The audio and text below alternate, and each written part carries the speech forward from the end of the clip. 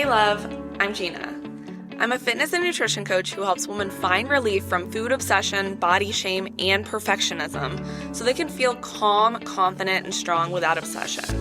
If you're exhausted from overthinking food, afraid of weight gain, or stuck trying to do everything right but still never feeling enough, you're in the right place. I know this terrain deeply. I've lived through restriction, treatment, binging, rebuilding, and the identity loss that comes with letting go of control. And now I help women stop punishing themselves, rebuild trust with their bodies, and create strength and health that actually feels sustainable. This is a space where healing and body goals get to coexist, where fitness doesn't cost you your peace, and where you don't have to do this alone. Take a breath. You're safe here. This is the Fit Without Obsession podcast. Hey guys, so I feel like I don't talk about this quite enough, and I really feel like it's honestly important to bring up, especially as me being this coach, right, that is years into recovery, years into healing, and feels so good about my body and about lifting and about food and all the things, is that I still had bad body image days. Like literally even yesterday, I woke up and I was just having kind of a harder week. So I looked in the mirror and I started kind of pulling myself apart. I was like, you know what? I probably should work on my legs a little bit more at the gym, or my face is looking a little bit puffy today. And I share this because I really think that people assume once you do the healing, once you do the work, that automatically bad body image thoughts just completely go away. And I hate to break it to you, but I am here to say that it doesn't. And that's not by any means to say that healing isn't worth it. It 1000% is, because guess what? And this is what I'm going to share with you today. The way that I respond to those thoughts is 5 million times different than what it used to be. And they no longer determine how I feel about myself, how I feel in my skin, and how I continue to speak to myself for the rest of the day. So I really want to first kind of break this perfect healing expectation that so many of us have. And I feel like even too, this is kind of online, we see this a lot of the time. We see people just healed, living their best life, always being positive. And that is so possible. That is something I share. That's something that happens all the time. My life is so much better, right? But sometimes online, there isn't enough of that rawness and realness shared. So you might start to think oh, if I heal, I'm going to never, ever, ever, ever, ever feel bad about my body again. And I really thought for me, going into my healing journey, that I would love my body every single day once I healed. And that really wasn't the reality. The reality of it is I love my body no matter what, but I also have days where I don't think it's perfect. I have days where I do want to improve it, and I have days where I do want to change it. And this is even too, I think a little bit of going into why I coach the way I coach and why I created my program Fit Without Obsession, where you can heal your relationship with food and have body goals. I think that there's this false narrative too in the food freedom space that you can't have body goals. And I think it's okay to want to change your body. But I also want to go back to the root here and say that healing your body image is necessary for you to then get to that dream body, because I don't care if you have the physique that you want, if you don't actually know how to talk yourself through these bad body image moments and actually start to find more body love, you're not going to be able to enjoy and appreciate it. And again, I'm here to say that healing doesn't mean never struggling again. It really means that you know how to respond to the struggle in an appropriate way, in a healed way, in a peaceful, in a calm, in a positive way. Because the thoughts are not going to fully disappear. But what I will say, for me and my body image thoughts, and so for so many women that I help, is your relationship with those thoughts is what changes, right? That is what we really want to dive into and look at. So really what having a bad body image thought looks like for me right now, I'll first go into when this pops up, right? I might look in the mirror, I might feel a little bit puffy. Sometimes my clothes fit a little bit weird, or I just feel oh, I need to go shopping, I need different things. I also definitely still see pictures of myself where I'm ugh, that's not a good angle. I feel that, let me just normalize that too right now, is that you cannot base how you feel about your body off of camera, because let me tell you, angles are not going to be cute all the time. And also, I still have comparison thoughts. I will still look at people in the gym, or I'll still look at people online and be damn, she looks so great. It's normal. It that's me being a human, right? We are human beings. We're going to have these things. So But what I will say is when those thoughts used to come up, the way that I would respond to them in the past is first I would like completely fucking spiral. I would like ruin my whole day over it. I would freak the fuck out. I'd be like, oh my gosh, I suck. Like I would make it mean something about me and my worth, right? And the way to kind of appease those feelings is I would go into like my disordered eating habits, right? Like I would restrict or I would try to like control food or I would try to, do like more exercising. I would try to really double down so that I could feel better. Like, might even cancel plans, like, because I didn't want to, like, go out and, like, have to, like, feel uncomfortable in my skin. I might want to, like, just be inside and, like, cry. And, like, I would just obsess about whatever that thought was all day fucking long, right? It would literally just be, like, all I could think about. Now, the healed me, right? Again, I talked about that those thoughts, maybe the beginning of that sequence still happens, right? Like, I might still feel a little bit off in my clothes. I might still feel a little bit strange looking at a picture. And what I do now is I notice the thought. I literally like can have awareness around it. I can be an outsider to it. I get to feel it. And I do that without judging myself. Like I give myself permission to be like, I'm human. It's okay to feel this way. It's okay to not feel 100%. But here's where the true change is and where the true change is going to be for you too, once you can work through this, is that I don't change my behavior because of it. Like there is nothing that I do differently in my day if I have a bad body image thought. I don't let it take hold of all of my thoughts and feelings. I don't let it influence the way that I eat. I don't let it influence the way that I show up at work or the way that I go hang out with my friends.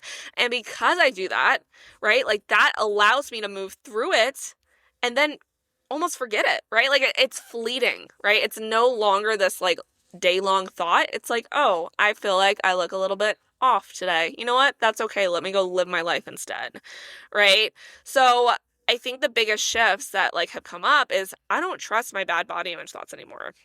Like I don't treat them like facts. I might be like, okay, maybe that feels like a thought that came up, but just so you know, in case you haven't done any mindset work before, all of your thoughts are not reality. Right? Like you probably have had some unhinged thoughts, like unrelated to body image. And you're like, what the fuck is my brain doing like today? And like, again, that's kind of like how a bad body image thought needs to be treated is like, it's not us speaking. It's almost like this like scared version of us coming out and trying to like claw its way out, especially if you've like gone through a big healing journey. Like it wants to be heard. Those old fears want to be heard. But like we need to be in a place where we're not making decisions from them, right? Like just because I feel uncomfortable some days, like does not mean that something is wrong. Especially like, guess what? I was on my period. I felt freaking uncomfortable as heck during that time, right? Like, but that's not wrong. That's actually really healthy. It's awesome that I'm having a period, right? So we need to understand that like thoughts are actually like old wiring a lot of the times and they're not truth, right? So we need to like be able to take a step back and be like, okay, is this like the current me, the me that cares about my body, the me that shows up for myself, the me that is confident, the me that knows I'm enough? Like, is that her speaking or is that like some scared part of me from before? So I also want to share, like, what do you actually do with this information, right? Like, I want this to be, like, practical for you. I want you to be able to take this throughout the rest of your day, throughout the rest of your week, and, like, start actually working through this because that is how you, again, get to the place where you don't take action. I'm not going to say it's going to be, like, an overnight fix, but there's, like, ways that we can start to work through this to get you there, right? So when you're in it, and you're like, okay, what do I do? What do I do now, Gena? Like, literally call out to me from your brain when you're in these moments and be like, I just don't know what to do. Like, help me through this. And the first thing I want you to do is don't react. I know. You're like, well, how do I not react? Like, I'm going to have a thought. But like, what I mean by this is like, don't do anything drastic, right? So like, I want you to maybe call out some urges that come up for you because you're probably going to want to restrict. You're probably going to want to over-exercise. You're probably going to want to cancel plans, whatever it is that you typically do. I want you to call out those urges. So like, if you feel like you want to eat less, if you feel like you need to get back on track, like, I want you to say to yourself, that urge to fix it is like the cycle that I was in before, or like even maybe still currently in, and I'm trying to get out of that. So like that's a part of the cycle. And I need to remind myself that a bad body image day does not mean that this is a problem to solve, right? Like it's a feeling that I need to move through. So instead of trying to research, get on Google, talk to ChatGPT, whatever it is, and like try to rehaul your whole entire exercise routine or your whole entire life, like just be like, okay, I can feel this for a moment and like I don't have to actually do anything, right? And then I want you to separate thoughts from truth. So that comes with saying things like, just because I feel bigger, that doesn't mean I am, right? Like realistically, if you look in the mirror and you're like, oh, I gained 10 pounds, is that actually true? Or is that just like a thought that's untrue right now, right? Like your brain can be loud sometimes, and that doesn't mean that it's right. So I want you to get to a place where like you're not going to argue with your thoughts, but like you're not going to obey them. And then two, next thing, I want you to stay consistent with normal habits. So again, this is like that action part of things. Like you still need to go throughout the rest of your day eating the same meals. I know that's scary. You don't need to earn your food. You don't need to restrict food. You don't need to change up your whole entire routine because of a feeling that you had. Like, I need you to say to yourself, I don't let a feeling decide how I treat my body today, right? Like, what if you were like letting your feelings just dictate everything in your life, right? Like, what if you felt like crap one day and you're like, okay, I feel like crap. I'm going to just like never go to work ever again in my whole entire life because I feel like crap, right? Like you would still go to work even if you felt like crap, and then you would probably feel better, right? Like, so we can't like let body image thoughts have such a hold over us that we don't like let other thoughts have a hold over us.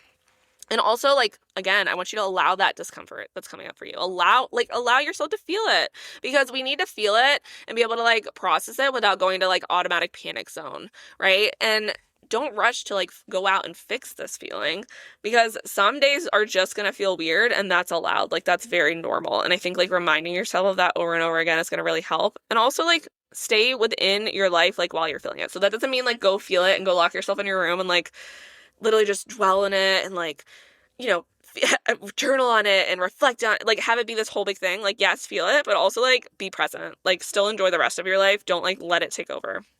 And then two, I want you to zoom out, because one day does not define your body. And one thought is also not going to erase any progress that you've made, right? Like, this used to ruin my whole week when I would have these really bad body image thoughts. And like now they are truly just a moment in time. I want you to know that you do not heal your body image by never having bad body image days. Like, that's not what we're doing here. You're going to heal your body image by changing how you respond to bad body image thoughts, right? So I needed to hear, again, after listening, reflecting to all this, like, if you do have those bad body image days, it doesn't mean that you're failing at healing, because again, as I started the conversation, me being years in recovery, and I can tell you even other people that are healed, like, are going to have those days too. So you're not failing at it. You're not going back to square one. You didn't lose all your progress. You don't like, you're not broken. You don't have to start everything over. Like, you feel like if you don't fix the bad body image thought, like you're going to spiral. It's going to let you spiral. But what if like you fixing the bad body image thought is what's actually keeping the cycle going, and like trying to fix and address and do something different, right? Because you don't need more control right now. I've talked so much about like having control. We think it's this thing that's giving us peace, but it's actually the thing that's like making us feel the least peaceful in our body and the least peaceful in our mind, right? So freedom is not loving your body at every second. It's really just letting a bad body image thought come up and not have it control your life, right? You can have a bad body image day and still be healed and still be years into recovery. Like, that's so fully possible. And you're allowed to feel off and still be doing everything completely right when it comes to healing. Thank you so much for being here and listening to the Fit Without Obsession podcast. If this episode made you feel seen, understood, or a little less alone, make sure you're following so you don't miss any future episodes. And if you feel called to share, you can tag me on Instagram at @thefitbean_. I love connecting with you there.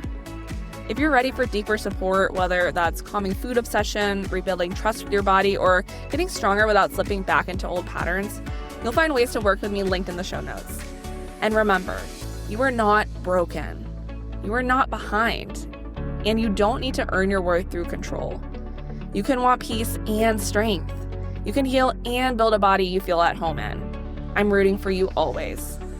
Talk soon.